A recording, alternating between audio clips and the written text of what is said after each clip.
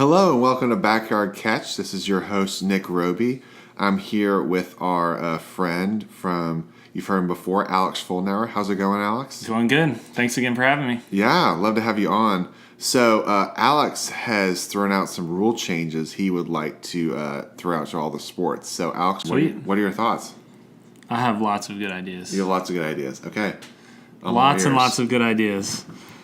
So yeah, the rule changes to me are really interesting because there has been so many rule changes in sports over the years that they have become completely different games because of them. When I was at the Basketball Hall of Fame, did you know why a backboard was instituted?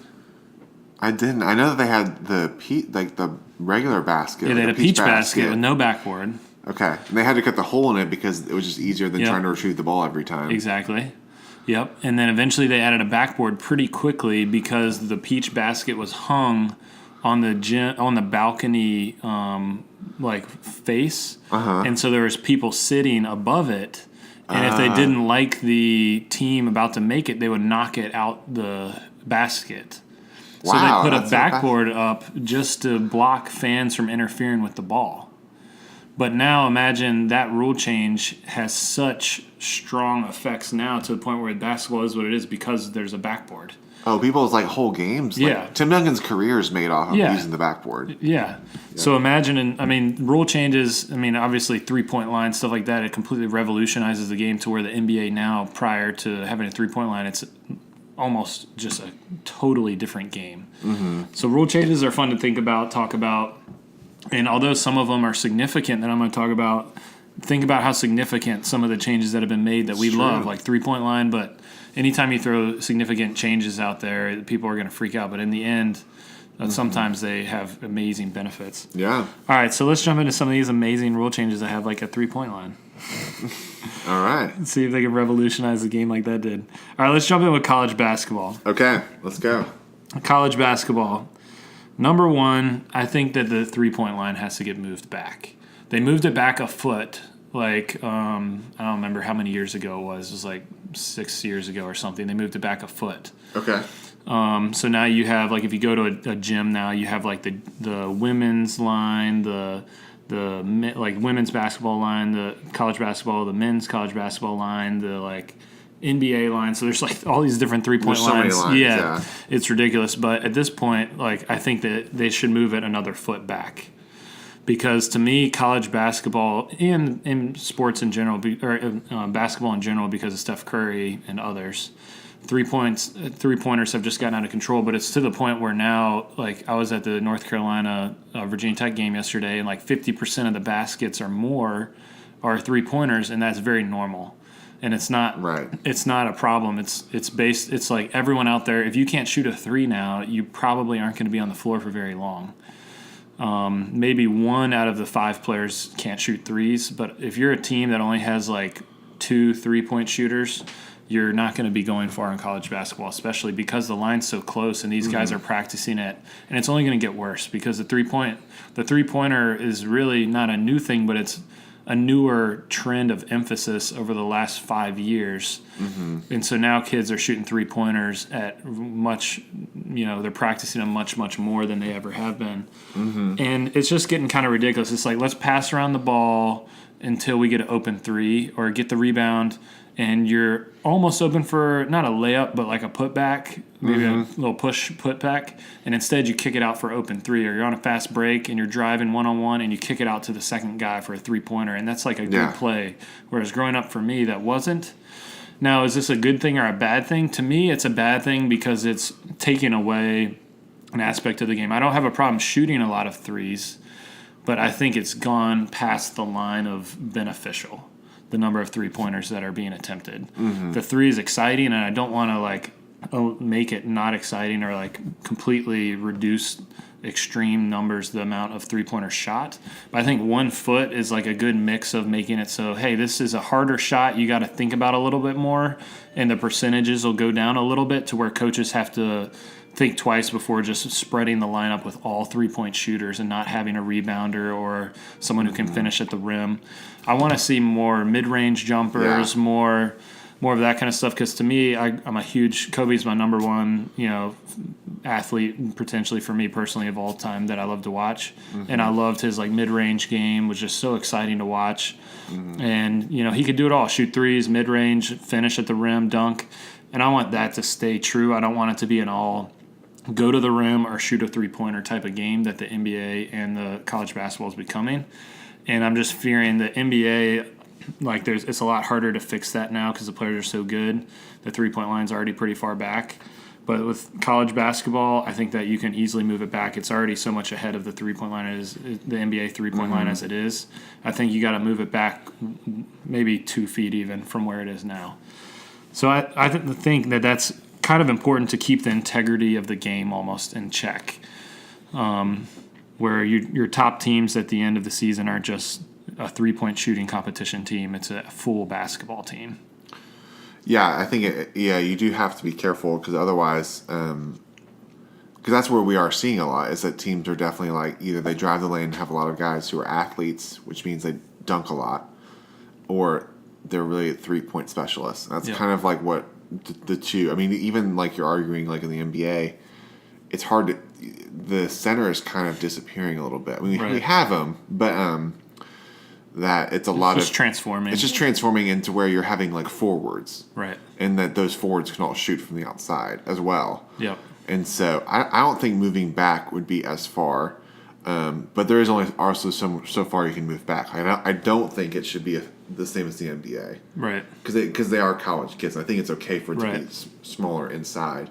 I have a big rule change I think needs to happen in college basketball. Yeah, go for it. Okay, 4 quarters. Yes, that's on my list. That's on your list. Okay, has to be 4 quarters. Yep. I don't understand why high school is 4 quarters. College, we're going to play 2 halves. And then they go to the professional. Every other professional league, 4 quarters. Yes. Women's is now 4 quarters. And what was exciting playing halves, I think in basketball, it's different than in the NFL.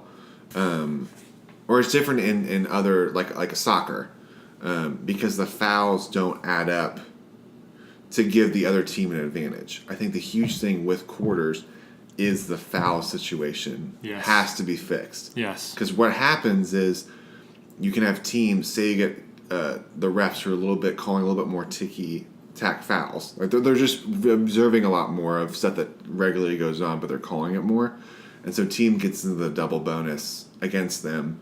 They have 10 fouls against them, and there's like 8 minutes to go. That means that they're going to have guys on the bench. The other team gets 2 free throws every time the rest of the game. It slows the game down actually a lot more, and they're fighting from behind, and it actually knocks them out of the way they can play defense for the rest of the game, like rest of the half.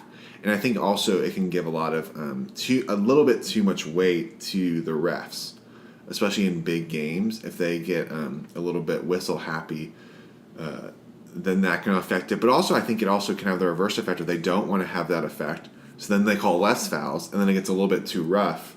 Yep. And I think if you have quarters, then you can kind of how the NBA does a little bit. You just have a less amount, and then say you only have 5. And even if you get into a team foul trouble in those 10 minutes, okay, it's 10 minutes is over. It's just less of a penalty, and you can restart it after the half. I don't think you have to change the amount of minutes. You can still go from 2 20-minute halves to 4 10-minute halves, and it'd still be just as fine. It's the same product. You're not really changing the amount of timeouts because they still take timeouts every 4 minutes anyway. Yep. Automatically. And I think it's just, for basketball, you should just keep it the same format. I agree completely. College basketball is my longest list of rule changes needed. Yeah. And in the end, I realize not all of them, but most of them are just I'm trying to make it into the NBA. Like I want it to get to 4 quarters. I want it to be 6 fouls instead of 5. Yes. And I want the games to be a little bit longer. Add a minute or two. Once you go to 4 quarters, make it a minute or two. So in the end, and I wanted to move the 3-point line back. So basically, I'm just making it an NBA. But really, that's what college basketball does. Is they just copy the NBA 5 years after the NBA did it. They take like the restricted area under the hoop where you can't take charges. That was instituted after the NBA did it, and they were like, well, the NBA is doing this a lot better than we are. What can we do? Oh, let's just copy them and add a restricted area. Let's make the 3-point line back closer to what the NBA's is.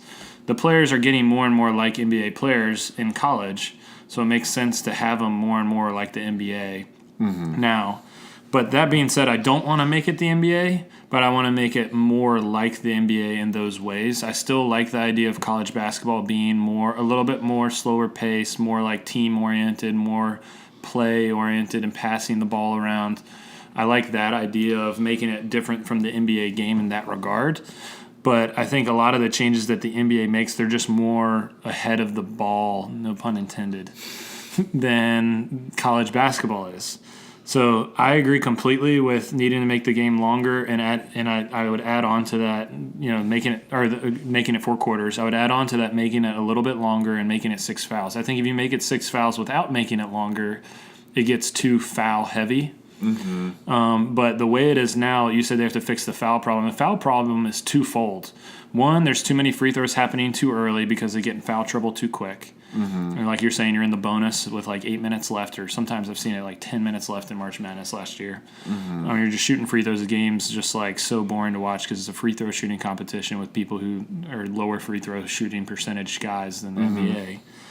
Or I think that the idea of adding 6 fouls is important because I was at the Virginia Tech North Carolina game.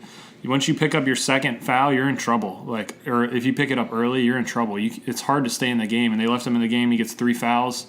You're done for the entire half. And to your point, the refs in college basketball have a tendency to get whistle happy, or you said even err on the other side. In other words, the quality of refereeing in college basketball is much lower than it is in the NBA.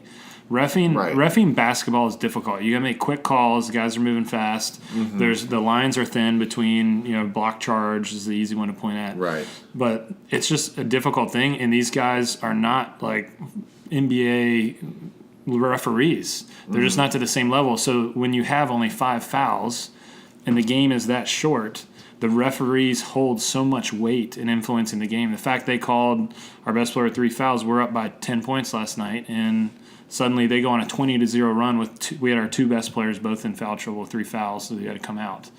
Like that's putting too much weight on it. The NBA has learned the good balance, I think, of how do we keep the superstars in the game by having 6 fouls there, and it's like not too foul heavy, not you'd rarely have people in foul trouble at the end of games. Whereas college basketball, it's pretty normal to have people fouled out in college basketball games, or at least playing with 5 fouls and having to get out of the way of everyone when they drive so they don't pick up their 6th foul. Right. So the fouls are a problem twofold, and I think that the way to fix that is to make the game a little bit longer, give the referees a little bit more leeway to make mistakes by calling fouls they shouldn't call, or it just takes the weight off of them a little bit by making it into 6 fouls. No, I like that. I'm not as sure about making it longer. I see where you're coming from, but I don't know. I guess I don't want it to be exactly the same as the NBA.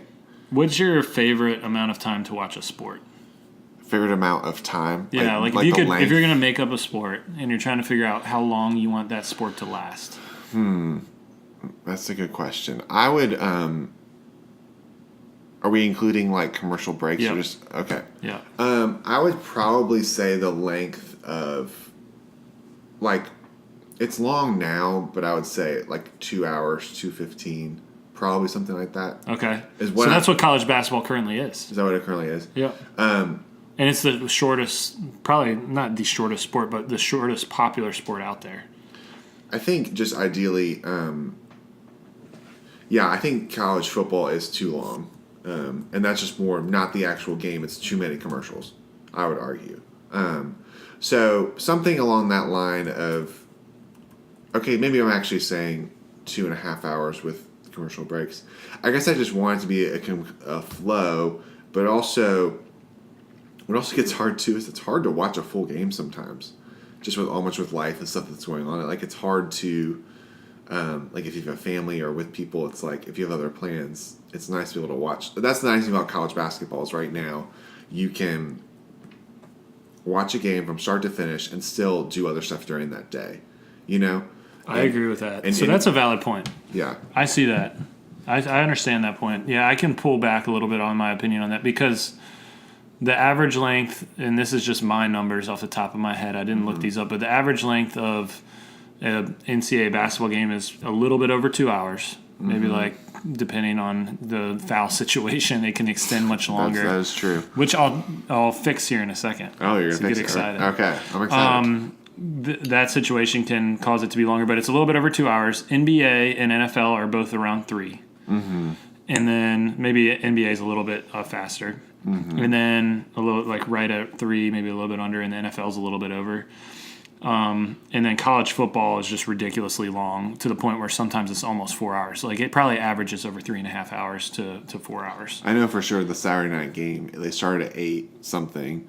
And it goes to like after midnight. Yeah. Like every time. Yeah. So I think 4 hours has become standard for college football, which is absolutely horrible, which I'll talk about here in a little bit. But yeah, and the thing I've noticed is, especially with people, I'm 29, but with people younger than me that tend to be on their phones a lot, like they don't sit down and watch the game. They sit down and kind of watch the game and even can have a tendency to pull away from it at times. Because they're not engaged with it. And the idea of making it shorter, does that fix that problem? Maybe it does. It makes it easier to digest a whole game just because everything's getting quicker, right? The average YouTube video length is decreasing, that people are expecting to watch. So maybe college basketball stays where it is and it's that sport that goes quicker. But it goes fast, and that's why there's upsets and stuff too. So maybe that's beneficial in March Madness. Is if you extend the length of the game, there's going to be less upsets. So maybe it's worth keeping at. But I think the reason I wanted to extend the game is because I wanted to make it 4 quarters, and I want to make it 6 fouls to keep the foul situation from being a problem. I have a crazy idea I just thought of with the fouls. I like the 6 foul idea. So you could do that, but I think you're right though to do 6 fouls. You do have to increase the time a little bit to balance out the amount of fouls. All right, you could do what we used to do in Mario Smash Brothers. Say you have a tag team, you've died, like you've used up all your lives. Say you have like 5 lives, you used up all your lives. You could steal a life from your friend, and so the amount of life, like say it's still 10. But you've actually are on your 6th one and he's lost one. So maybe you could do like say you have a Zion and he's about to foul out. You could give him an extra foul from somebody. And you wouldn't want to get crazy because then they'll just give like people like crazy amount of fouls. But I'm saying you could have this like kinky little rule of you could like save a foul for your best player. Or just it would let coaches use some kind of strategic of like, say for example with Virginia Tech, your 2 best guys got in foul trouble. They use somebody else's foul, and you might have to do like, okay, they have to have played this amount of minutes in the game. So you don't just use like the 12th guy on the benches, like all his fouls. He's like, I'm just a foul guy. Like I literally don't even get to play the foul. They just take them from me. So maybe they have to have played like 10 minutes or something like that. They're a part of the game. Or you just have one golden foul you can apply like as a bonus foul, like like an extra life, like in video games where it says continue 10, 9, 8. Like it's counting down and you're able to just put in a quarter. And, or it's like a get out of jail free card. Yeah, it's a get out of jail free card. You get one get out of jail free card where this guy suddenly gets to have 6 fouls. Right. That's a good idea. I like that. I don't know. So is it me trying to play the best of both worlds maybe? But I don't know. It could just be It could work. It could just be a fun little wrinkle. So here's my best idea I have out of all my college basketball ideas. And it's not my idea, but it is called the Elam ending. So the Elam ending was used in the $1 million winner-take-all tournament, basketball tournament that was on ESPN this year. It was in the off-season. I forget what month it was, but it was semi-recent. It was in the summer, yeah. Like 4 months ago or something. And they used it for the first time. So Elam is a smart guy.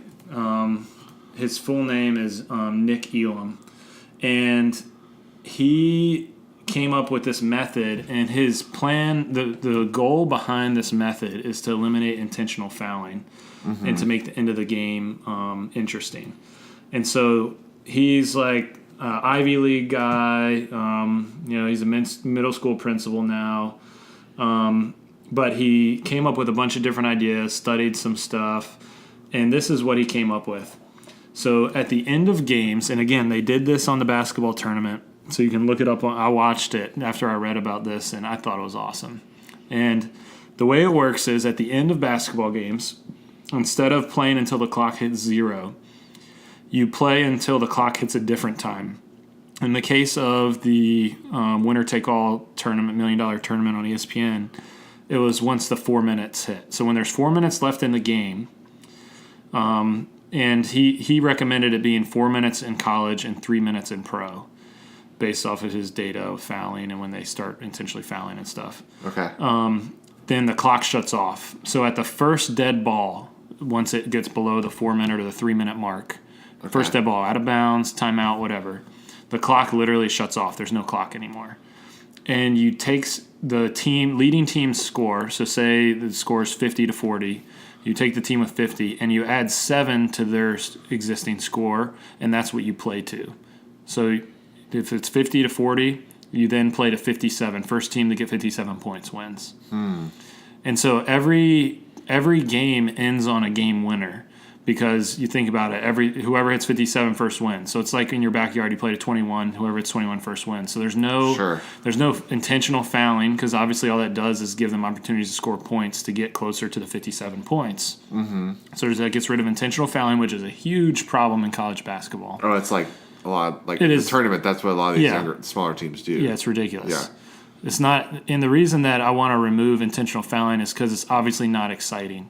It's exciting to an extent that will he make this free throw, will he not? It matters a lot, but it's not exciting when it's done six times in a row at the end of the game.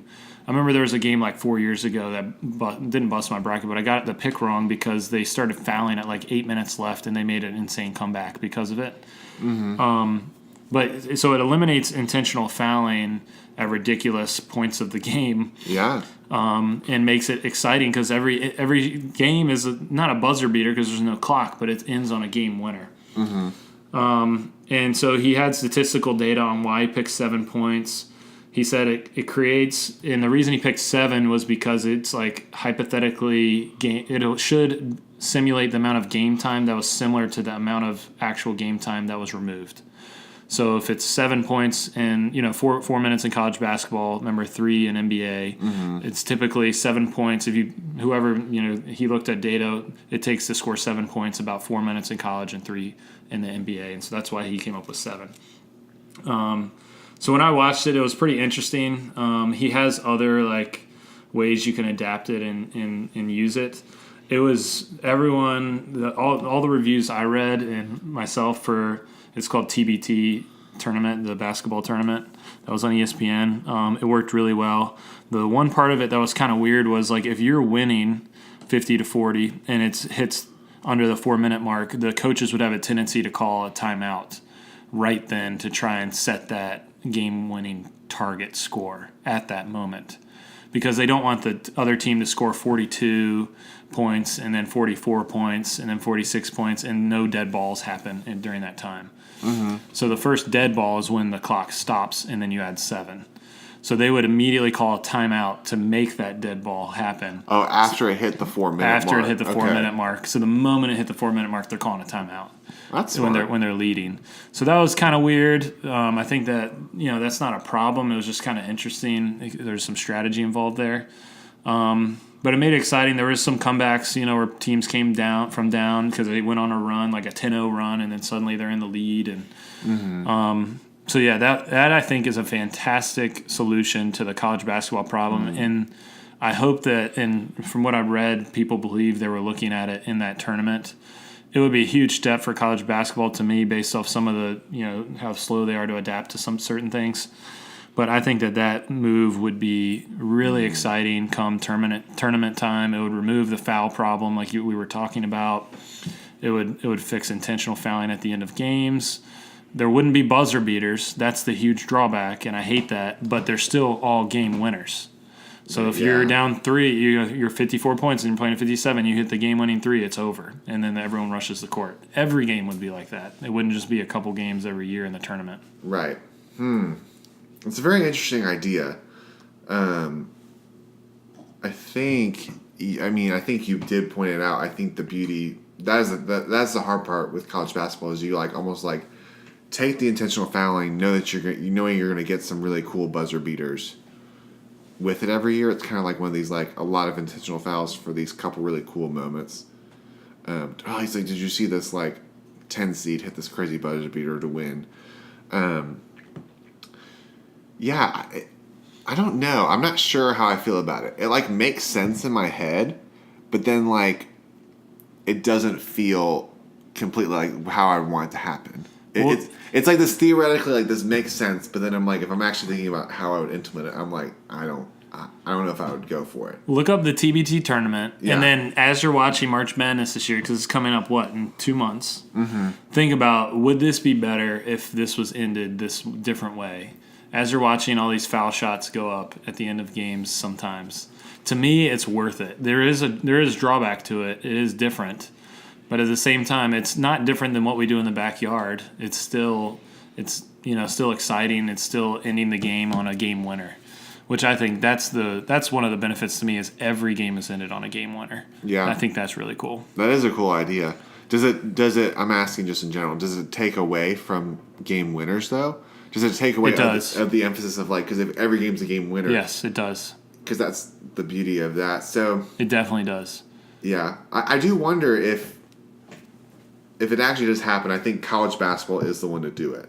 I don't think NBA, definitely not NBA. Yeah, NBA doesn't really have that problem. No, I would say definitely college basketball is the one that would take that in. Here's another idea I had. Okay. With the Elam ending. Is you can use it for overtime.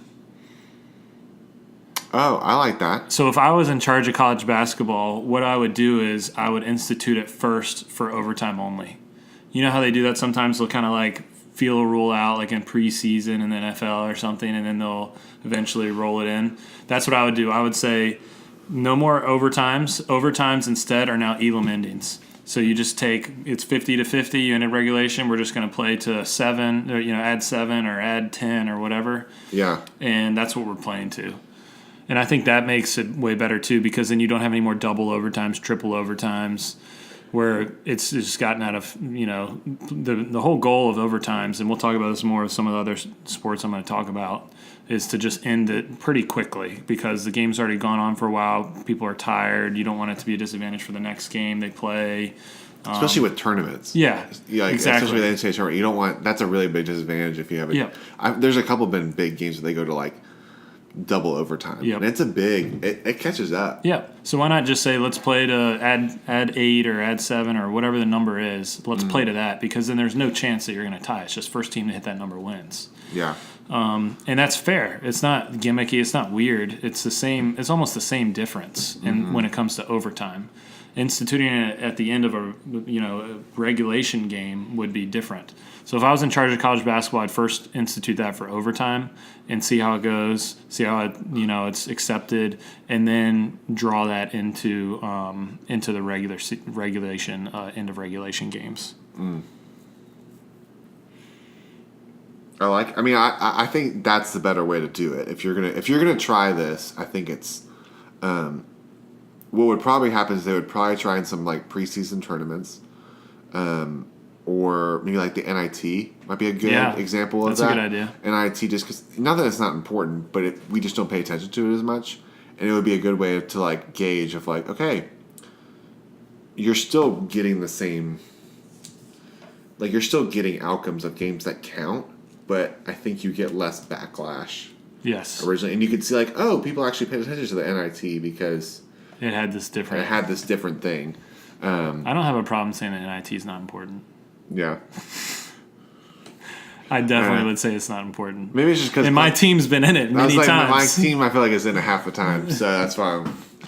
But the only benefit of the NIT is you get to have a home game, potentially.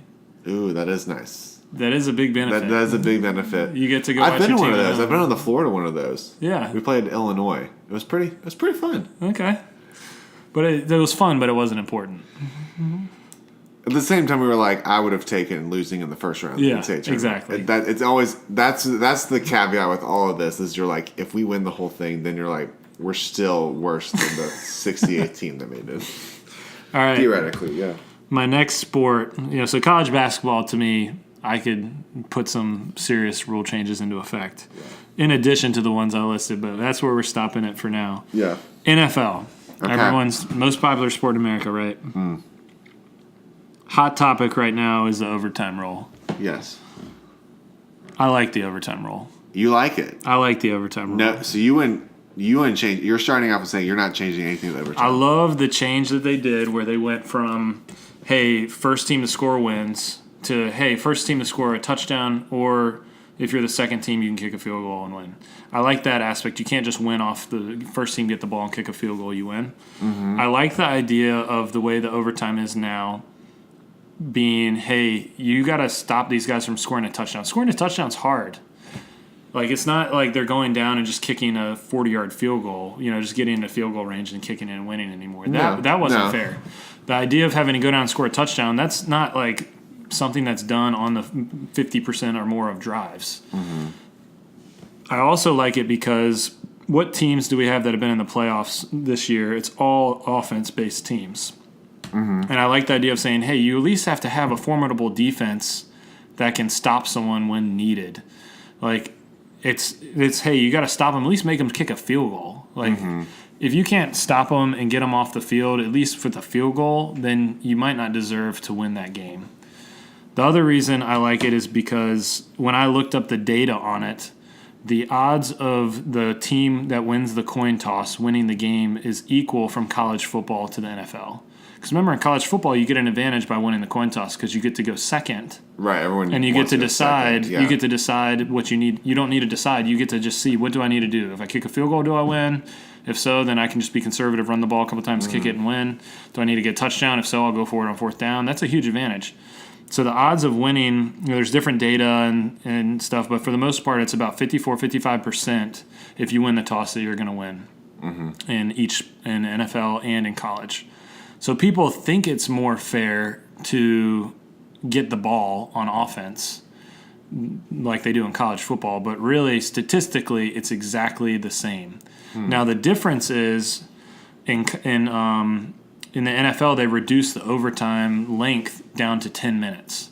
It used to be a full quarter. Now they reduced it down to 10 minutes. Why did they do that? Because the whole point of overtime is let's get this over quick. Yeah. And just get these guys off the field because they've already played a full game and they've been evenly matched. Let's just figure out a way to make this happen that's kind of fair and exciting. So they reduced it to 10 minutes. So that being said, while it's a 54% odds of winning, the odds of tying now are 11%. So the odds, if you take it, okay, I win the toss or I lost the toss, your odds of winning go from 54% to 35%. So it is a significant advantage, like a 20% difference to win the toss. So while I like the way the NFL does it, because it seems pretty fair to the way it is and it's exciting and it makes defense important, the toss is very, very important. So here's my outside-the-box idea for the toss. Okay. You ever played billiards, pool before? Yeah. You ever done where, you ever watched them on TV do it where, it's all right, let's see who gets to break and how they decide who gets to break? I don't think so. I'm trying to... They do a push where you each hit a ball, like a cue ball, at the same time simultaneously, and you bank it off the back rail, and then whoever gets it closest to the front rail without touching the rail gets to break. So it's a skill-based determination of who gets to go first. So my suggestion would be eliminate the coin toss and institute some kind of skill-based determination of who gets the ball first. So it's pretty fair to me already. Even with the coin toss, I still like overtime, but I understand it's somewhat of an advantage to get the ball first. So to fix that problem, we make it skill-based instead of luck-based. Instead of calling heads or tails, you do some type of determination of, okay, let's have our kickers out here, and I'd say that's the one that whoever kicks it closest to the field goal post, the right upright or whatever, gets to go first. Or your quarterbacks throw at a target, or something outside the box that you take one of your skill position players. And you just put them on the line. You have your punters come out. Whoever punts it closest to the end zone without going in, or wherever it lands, that's your guy. Like that's who determines who gets the ball first. It's already luck as it is, so you can't get any worse. Having the kicker determine it is better than having a piece of metal determine it. That's flipped in the air. That's not even flipped properly a lot of times. It just kind of spins in a circle and doesn't flip end over end sometimes. Right. Like, that is not a better way than whatever way I would recommend. It may seem gimmicky, but you're literally using a coin to determine who's getting the ball first. Why not make it at least some type of skill-based competition? Yeah. I know the XFL, they weren't around very long, but they would try to do, instead of a coin flip, the guys would just run and try to grab the ball. Like, they just ram at each other and just try to win the scrum of the ball. Now, the problem is that it was multiple weeks they had guys get hurt, and they were key guys for them. So it was kind of silly. But that idea, so I knew you were getting at. I think the coin flip in overtime makes it hard. I think at the beginning of the game, it affects the game, but I think the game starts flowing and every team is equal. Yeah, I looked that up statistically. There's not really an advantage, maybe 1% or so to getting the coin toss at the beginning. The better team's gonna win, right? And I think in overtime the coin flip is not as much. I think you do have to kind of figure out what is that skill that feels fair, but also lets a team actually win. I think the kicker's probably the closest thing you're going to get. I like it because think about how important the kicker is already. The kicker is viewed as a lesser role in football, but really the kicker determines games all the time. And so it's not unfair to have a kicker determine who gets the ball first when the kicker already determines this team won or lost based off of my leg kicking this ball through the upright or not all the time. So having them determine a coin, sitting in for a coin, that's not that huge of a responsibility compared to what they're already shouldering. So to me, either having the punter or the kicker do it would be the best way to do it. If I'm all for outside the box ideas because I believe sports is about entertainment and excitement and drama. I would love to have the quarterbacks throw at a target or have the fastest guys run. Whoever runs to the 50-yard line first, like you were saying, something like that would be more exciting because then you're taking your skill players and really putting them on show. But I think if I were doing it, I would do a kicking competition. I would brainstorm different kicking competitions. Whether it's who closest to this target or punt it closest to the end zone line or whatever it is. That would be what I would do. Onside kicks are gimmicky. Coin flicks are gimmicky. This is true. It's already changing stuff like this seems weird. Just because it's not normal. Because it's not normal, but really in the end I think that it would be a much better system. Okay, I like that. I think that could be interesting. Maybe not as much as kicker tic-tac-toe like they play in the Pro Bowl. But, however, I don't like that the other team doesn't get the ball if they score a touchdown. Even after I told you the data after you told me the data is the same. I don't like it. It feels like it's unfair. It feels wrong. But doesn't it feel wrong to you that the second team in college football gets a distinct advantage to know what they need to do? Yeah, I would also argue I don't fully love college footballs. Okay, so what would you do? What would you do? So what I think the thing with college football is I actually think it's an okay system, and it's also because it's also college. I think it's okay. That's a little bit different. It's a little bit more, I don't want to say gimmicky, but that's where we keep using. I think just because it's not professional, I think it's okay if it's a little bit different. I would argue that college football, maybe you start at the 50 or something. At least make it to where you have to gain some kind of yardage. Yeah, I could see them doing that. Maybe not the 50, but at least back it up 10 more yards. Or something where they have to gain some kind of yardage to where they're not automatically within field goal range. Yes. And I'm surprised they haven't done that yet. At least it pushed. And I think the kickers in college are getting it to where they can make it consistently enough. NFL, I get where that's coming from and I hear the data. I guess it's hard for me when you think about it, when you have a chance to go to the Super Bowl and arguably one of the best young talents at quarterback in Patrick Mahomes does not get a chance to have the ball. Well, you should have just finished in regulation. He should have. No, I know. I guess I'm just Like It just think of feels like- overtime in other sports. You have like golden goal, and then you go into free kicks. Like you have penalty shootouts. Like all of them are just like you guys are evenly matched. We got to figure a way to end this thing. Right. I guess I know where you're coming from. I guess with soccer, it's like most of them they really just do penalty kicks now. But at least both teams get the opportunity they both get to kick. You're on defense. It's not like you're not on the field. Tom Brady's field. on the field, but your defense is on the field too. They are on the field. I guess I'm just. You have a chance. You just got to stop them from scoring a touchdown. You can even just let them kick a field goal. I don't know. I guess I just wish. I guess for me personally, I almost just would maybe just rather them actually just play out another quarter. Like, it doesn't have to be another full quarter, but like in basketball. Like the 10-minute? Just like the 10-minute. Let them play out the 10 minutes, or even just make it like 8 minutes, or something to where it's like. Okay. Make him just keep playing football. I think that is the hard part with football. Is college football, I'd say, has the best system. I wouldn't say it's like this flawless, like perfect system, but I think it's the best out of what versus the NFL. And I think I'd rather them just kind of play like in basketball, where they just play a smaller amount of right. but you're still playing basketball. Right. It just gets kind of weird of like, and also I think it just gets kind of confusing.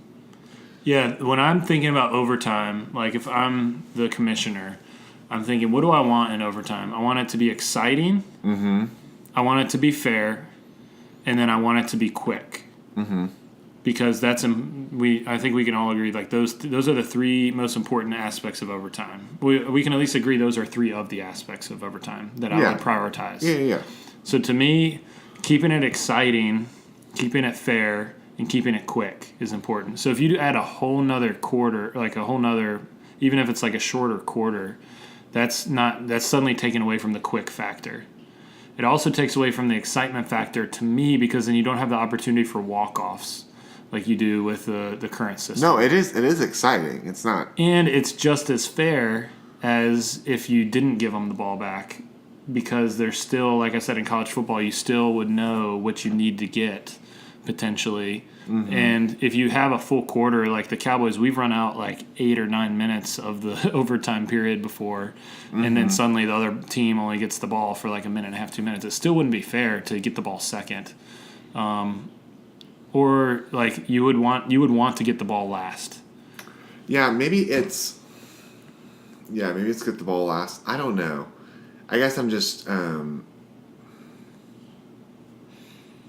I don't know. I guess it's just there's not like a way that I feel great about it. You could even do like that's the thing. No overtime that I can think of. Am I like this is perfect? Yeah, because I even think in the NFL you could even do like have both teams get an opportunity to drive the ball, and the team that gains the most yards wins the game. All right. So here's my other outside the box idea for overtime. Mm-hmm. The away team. No, let's say the home team. The home team gets to pick where to place the ball on the field. Mm-hmm. And then the away team picks whether they want to be on offense or defense. Okay.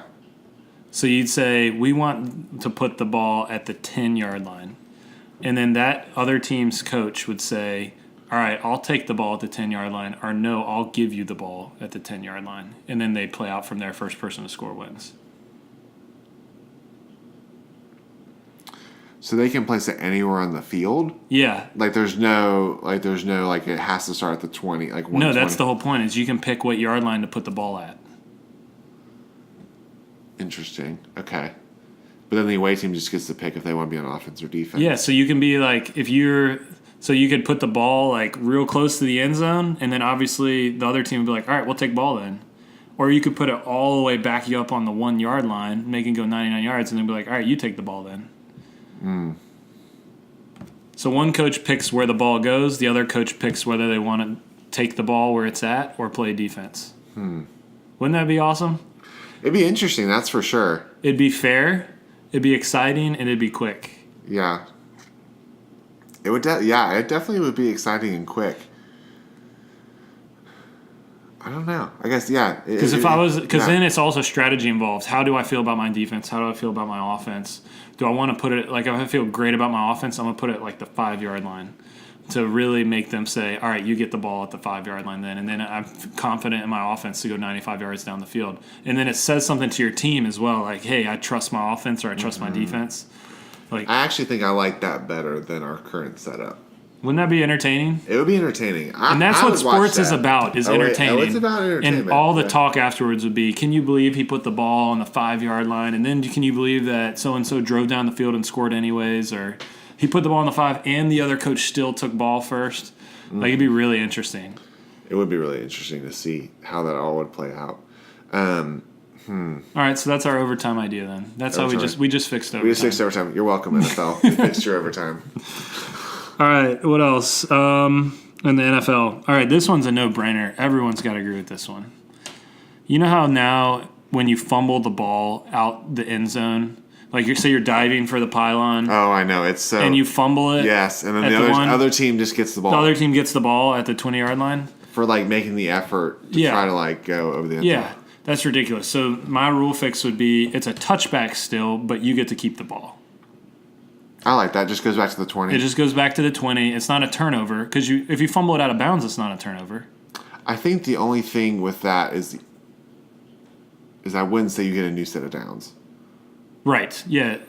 Yeah. That's perfect. Yeah. I would say you don't get a new set of downs. So say it's 3rd and 7. You're on the 15-yard line, and you happen to make this big play, but you accidentally fumble it out of the end zone. Otherwise, you would normally the other team gets the ball on the 20, and you've like lost all this momentum. You still have the ball, and I guess you would have. I guess in that scenario, you would have gotten the first down. I guess I'm just trying to. You would just want to. Yeah, you'd have to figure out when the first down is called versus when it's. Yeah, because like say it was an 80-yard run, and you fumble it at the last second. Mm-hmm. The ball comes back out to the 20. Is it first down on that 20? I would say first and goal. You get first and goal from the 20. First and goal from the 20. Okay.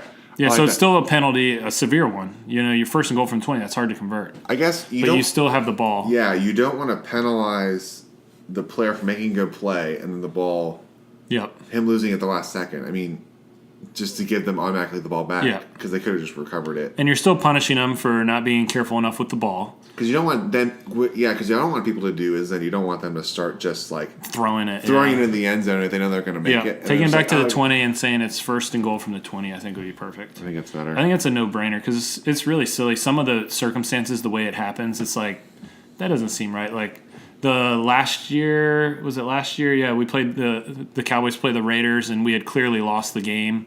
And then Derek Carr, like they were already in field goal range, and then Derek Carr like dove for the pylon to go for the end zone, and then he fumbled it out the back, and we got the ball, and then we won. Yeah, I was like, this doesn't seem right. Like it was literally like an inch before the line. Like they should be able to at least keep the ball back at the 20. Yeah. All right, so that's one. This one everyone's got to agree with. The NFL has experimented, I've been told, with putting computer chips in the ball. I've read about this to get rid of the chain gang.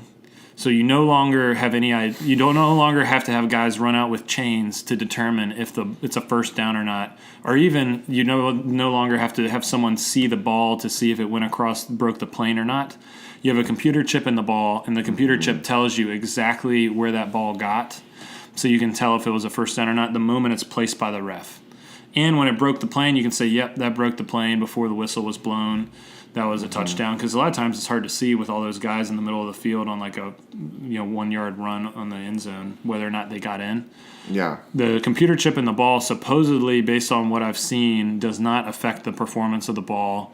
We have the technology there. You just got to pull the trigger on that because it's ridiculous to have the chain gang come out. You see the game last year with the Cowboys where it was the Oakland game again, where the referee, he took the ball and it was Gene Steratore. He took it was like the ball was right up against the stick. You couldn't tell if it was past it or not. So he took a piece of paper and tried to feed it through. Yes, I do remember this. Like this is like, guys, we are in the 21st century. We have so much technology now. We can do crazy things, but we can't measure if like the ball went 10 yards or not, like without taking chains out and running them on the field. Well, the hard thing with chains too is that I feel like I laugh because they make it so like precise. So this is exactly what it is. But then you see the guys who come out and they're just like running up and all down the line. You're like, is this actually like official? You're exactly right. It's not even fully accurate. It's just it's like a general Yeah, it's accurate, but it's not as accurate as a computer chip would be. I And think if you could just prove that it's like a lot more efficient, and it could definitely would not affect the ball. You could still, it wouldn't malfunction to where if a bunch of guys were on top of the ball, right, that they're going to miss it. right. It would speed up the pace of play, obviously, too. Or pace of play is not the right word. Golf terminology, sorry. It would That's a baseball one, too. It would speed up the game. The games would be shorter, too, because you're not having to waste time. Give me a measurement, and coaches complain, give me a measurement, because really they just want more time to figure out whether or not they're going to go for it. It would make the game faster. And, I mean, there's other technology out there, too, where you can just put 2 beacons on the side of the field. You have everyone step back a yard, and you put the ball down, and you say, does that literally break the plane of the laser beam? Okay, then if so, then it's a first down. It's not that hard a technology. I think the NFL just hasn't prioritized it, and I think it would be very beneficial to get rid of the chains.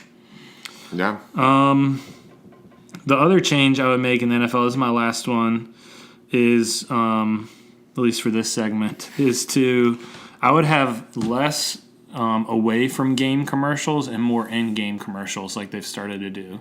I would ramp that up a lot, where we're going to do a 45-second break, and they keep the commercial 45 minutes. 45 minutes. And they keep the picture-in-picture of the game while the commercial's playing around it. Have you seen that? I have seen a little bit of that. They've started to do that a lot, or some. I would just ramp that up a lot, because the commercials are starting to kill the watchability of the game, especially in today's age. Like I was saying before, kids are starting to just tune out from things, and it's just gotten out of control. There's commercials after everything, and that's always been true. But I mean, at this point, I've gotten the NFL Game Pass before, and you can do NFL game replays. You can watch the entire game in a little bit over 30 minutes from play to play, and that's including, like, they just cut out all the middle stuff. Yeah. I mean, so the actual game time where the ball's in play from snap to tackle, and they even have some fluff time in there where they'll show big replays and stuff in the NFL Game Rewind. I feel like I've heard about this. Like, it's 30 minutes, so does it really need to be like a little bit over 3 hours? And in college football, 4 hours? It's crazy. It's hindering the ability to grow the sport, I believe. Granted, the people who are into it are going to watch it, but the people who aren't into it aren't going to be able to sit down and watch a 3 or 4 hour game with all these commercial breaks throughout it. So instead, you work with the commercial with the people that are paying you to do the commercials to say, hey, we're going to keep it in game.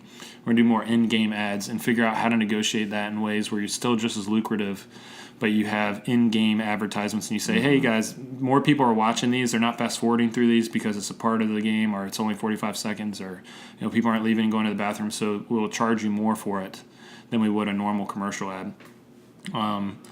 Or just figure out other ways to generate ad revenue outside of commercials to try and keep it from getting to where it's gotten now.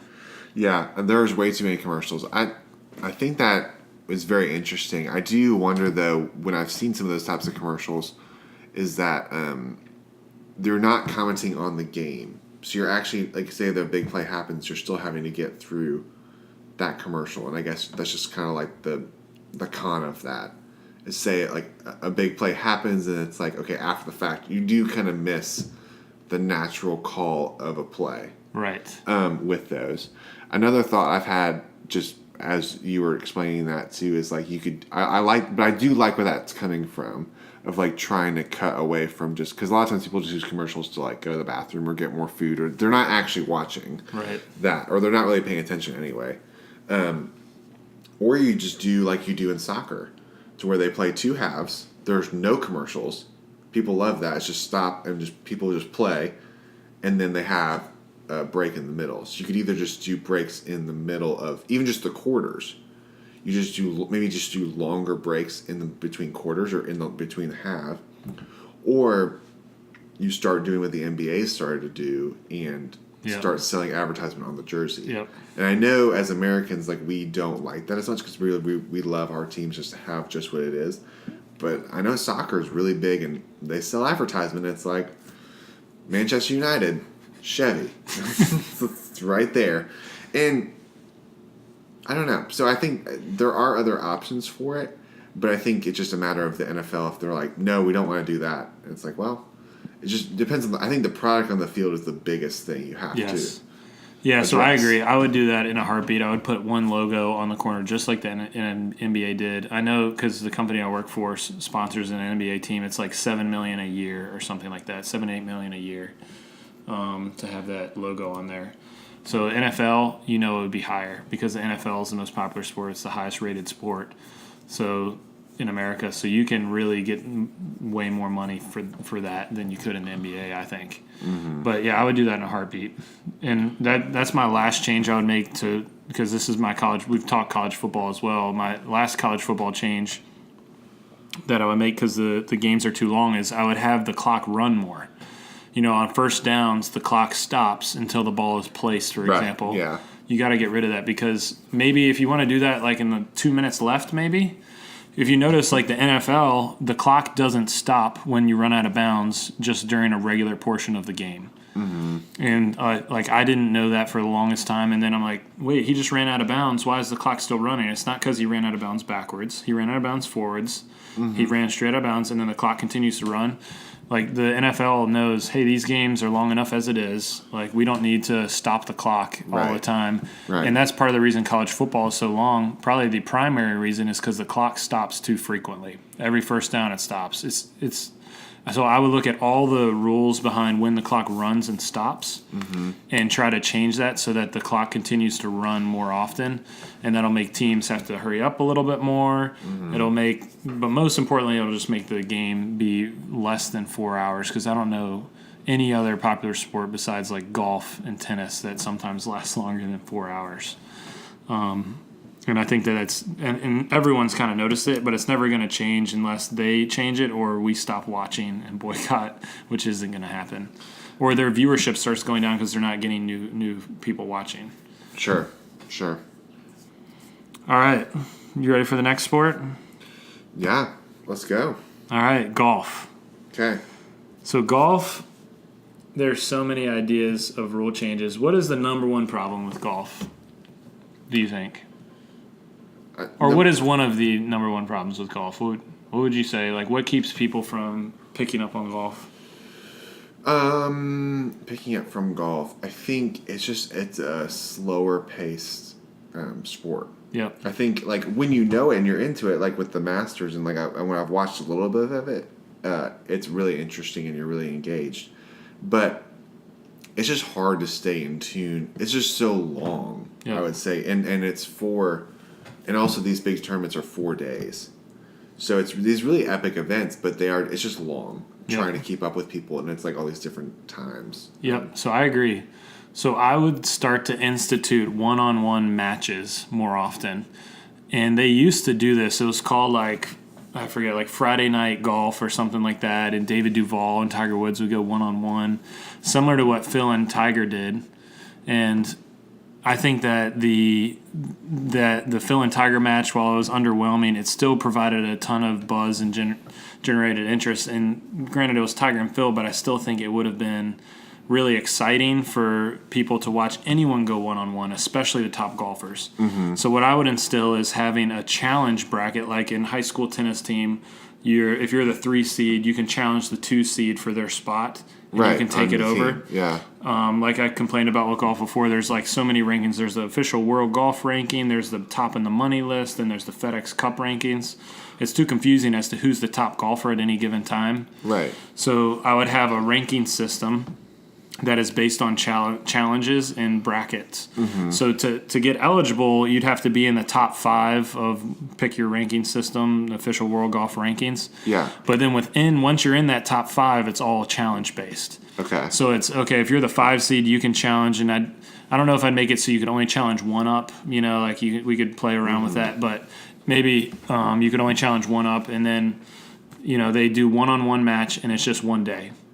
So like you're saying, it's 4 days normally. That's a problem. For golf fans, it's not like me. I love that. But for the average fan, it'd be awesome to watch Rory McIlroy challenge Dustin Johnson for the number 1 spot in the world. And they just play a one-night golf thing on Friday nights, prime time. I think that would be – they had a lot of success with that before back in the day with the one-on-one golf matchups. I love whenever I see 2 golfers going head-to-head.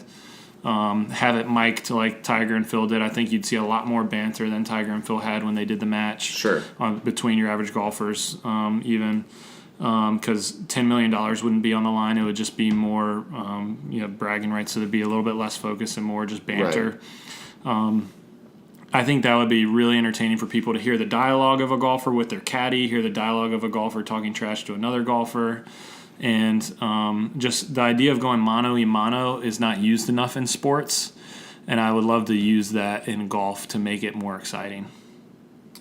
So you're not suggesting to change the setup of any of the tournaments. You're just basically adding on of how we rank the top golfer in the world. Yes, change how we rank the top golfer in the world and start to try out more one-on-one challenge matches to see how they are received by the populace. And then if they're received well, you can start to transition out of some of these lesser tournaments that not many top golfers go to and start promoting more of the one-on-one matches. Because I think it'd be awesome to watch golfers go head-to-head against each other.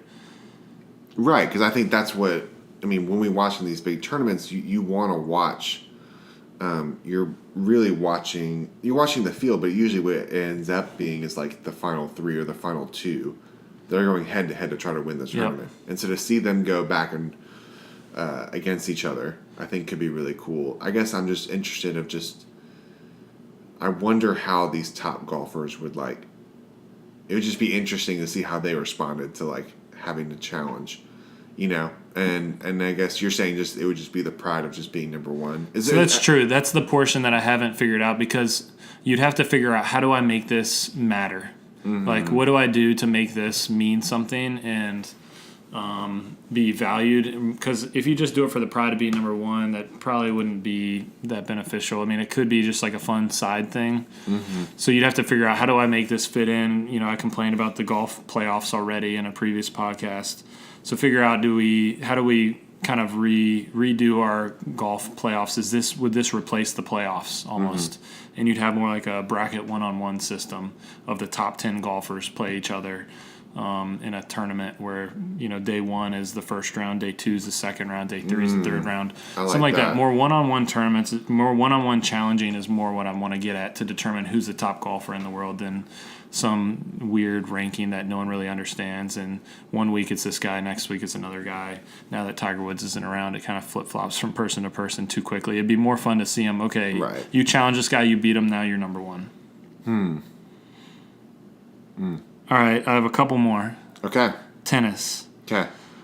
Men's tennis has gotten to the point where it is too long because the players are so good and so strong and athletic that they're just playing back from the baseline now. Old school tennis used to be much shorter, where you'd come to net. The goal is to get to net, finish the point at the net. Mm-hmm. Now guys are so strong, and the racket technology is to the point where you can put so much spin on the ball and power behind it without it going out, that coming to net is only advantageous at certain times and on certain surfaces.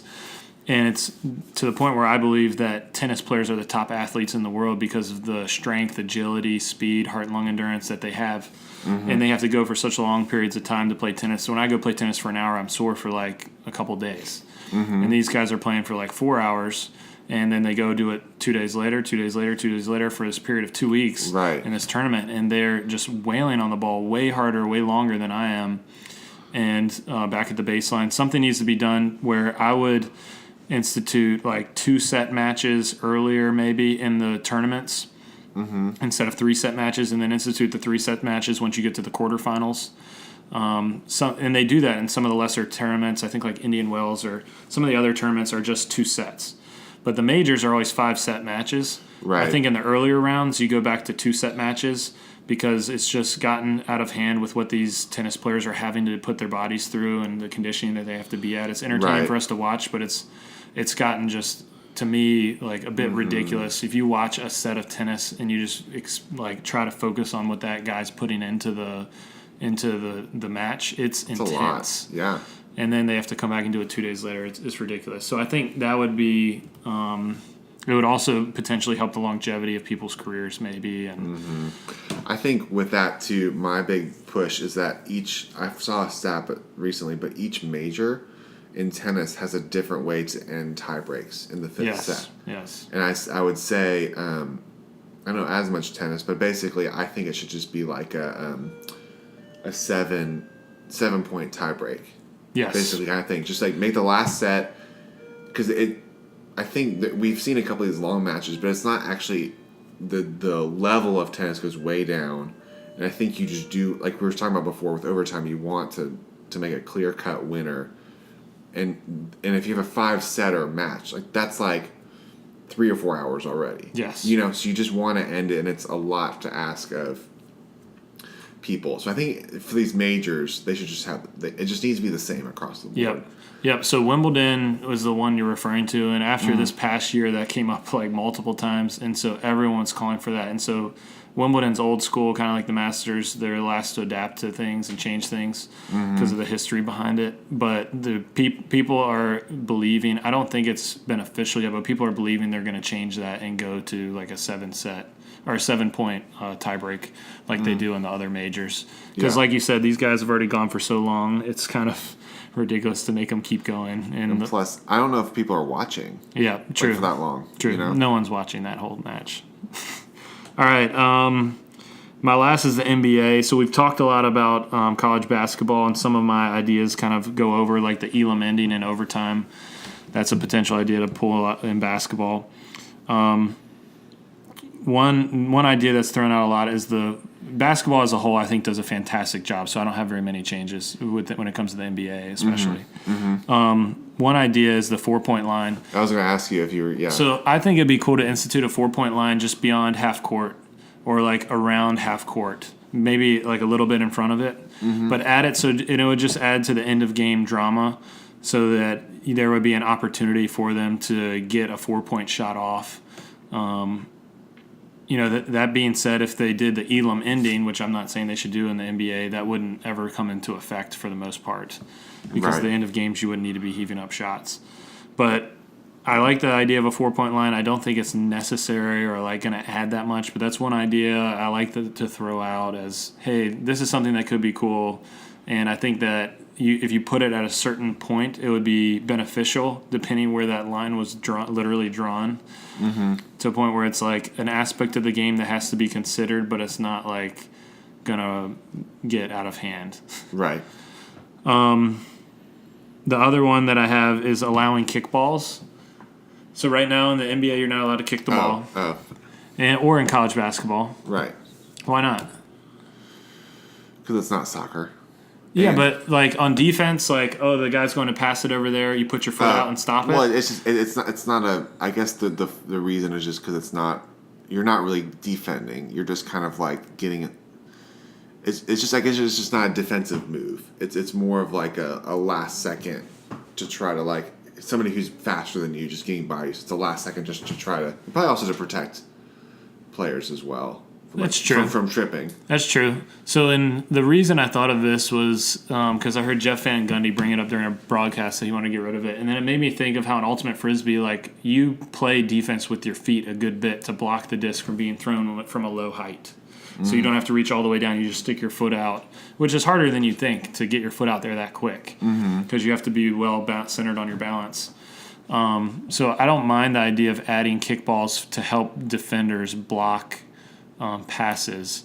And I thought it was pretty fun. Jeff Van Gundy is one of my favorite commentators. He throws out all the stuff all the time. His outlandish ideas are very entertaining to watch. But the last thing I'll say is I do love how the NBA has adapted to the All-Star game and changed the rules behind the All-Star game, because I think this last year when they changed it so it was captain-based and it was LeBron versus Steph, there's so much more pride that goes behind that when you got drafted by LeBron and you're on LeBron's team trying to beat Steph. And just with the captains themselves driving the culture of, like, this is my name's on the line, like, I got to beat this guy. Like, that made the game way more competitive at the end and exciting. And I thought that it made it just more, had more integrity to it, and more, it was just more personal, and that made it very exciting. So I think the NBA does a great job of instituting stuff like that that's viewed as outside the box, and then it works or doesn't work and they go back. But I think that the NBA and the NFL do that pretty darn well, and like a lot of the other sports can kind of follow suit, like MLB, to try some of these ideas and then see how they work and then adapt accordingly. No, yeah, I like the NBA. I think the 4 point line's interesting. I think it's just how, like you said, it's how you implement it, because you don't want to change it too much, but I think it does add a fun little wrinkle to the game. And if we're getting better and better at shooting outside shots, why not like reward people if they're the best at doing that? You know. Right. And with the All-Star game, I think you still want to incentivize it a little bit, because I think the thing with basketball is that what makes a great play so great is that somebody's trying their hardest to stop the play. Yep. And I think they're going more towards that. And I guess money helps. The pride thing helps. And so the hard thing with the All-Star game is that it's an exhibition. And so I know baseball tried to make it like important for it to count in the World Series, which I thought was silly, because it just this team that exhibition to make it count. Yep. But so I think they're on the right track. I don't know if it's a fully finite thing to make players. Maybe it's a matter of like LeBron and Steph pushing the culture of like, hey, this game matters. Like, yeah, I like the idea. They didn't televise it like when they made the picks, and you don't know who was picked first. They're doing it this year. Is it official that they're going to be televising? It's officially televised. Yeah, that's a great idea, because that'll just February add 7th, to the drama of who was first pick, last pick. Last pick, there's going to be a huge deal. Yeah. So I like that idea, because sports is about drama and excitement, and this is a good opportunity to do that in an All-Star game. Yeah. So that sounds great. Well, we're past that hour mark. So I guess if we have some more rule changes, we can break them down more. So Alex, I think I've just fixed all the sports. You fixed all the sports, so maybe we just don't even have to do it anymore. Basically, just send all rule changes through Alex, and he will. That sounds good. Make your sport better. You submit a sport, and he will test it out. As long as they deal with the backlash, I'll come up with the ideas. You just take all the front, and you throw it out there. Yep. I like that. I like that very much. So, but if you have more stuff you want us to kind of break down, or more thoughts within each of these sports, or any just kind of reaction to stuff that's been thrown out, please just let us know. Subscribe, review. Let us know what you like us to talk about more. So, but Alex, thanks for being on. I love all the thoughts. Yep. Thanks for having me. Yeah. And but for now, we're signing off. See ya.